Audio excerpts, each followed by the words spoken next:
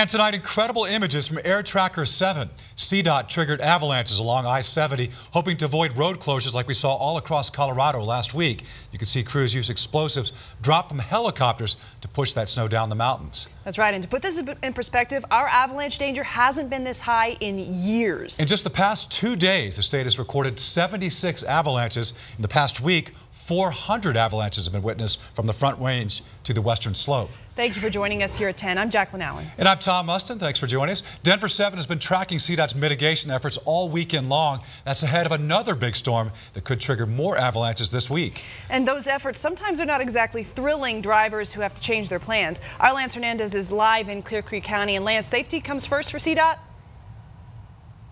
Well, safety it certainly does. Forecasters are calling this avalanche season unprecedented, and with that increased danger comes the need for more mitigation. And of course, that can lead to frustration for drivers who get stuck in that traffic. But most tell me they would rather be safe than sorry.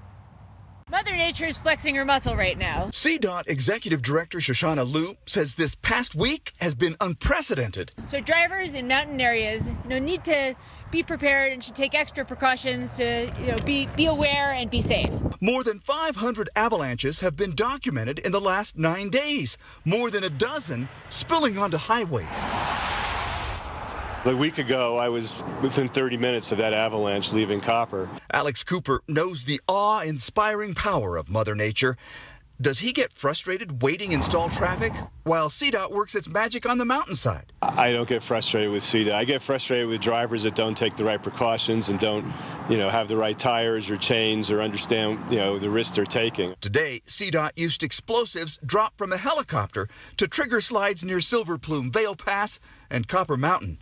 In southwestern Colorado, the $1 million highway, 550, will be closed for a week because of slides. Right now on Red Mountain Pass, there's probably about close to 3 miles worth of debris, probably 15 to 30 feet deep across that corridor. The head of the Colorado Avalanche Information Center says his crew hasn't slept much over the last few days. They're keeping an eye on the danger zones.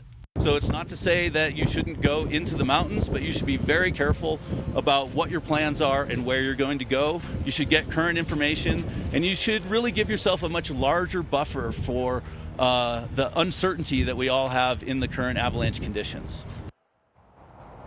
More snow expected later in the week. That means more mitigation work, so plan for more road closures. Make sure that you've got that emergency kit in the car, which should include jumper cables, a cell phone charger, batteries, flares, food, blankets, water, that type of thing. Reporting live in the Idaho Springs area, Lance Hernandez, Denver 7. A lot of great information. Thank you, Lance.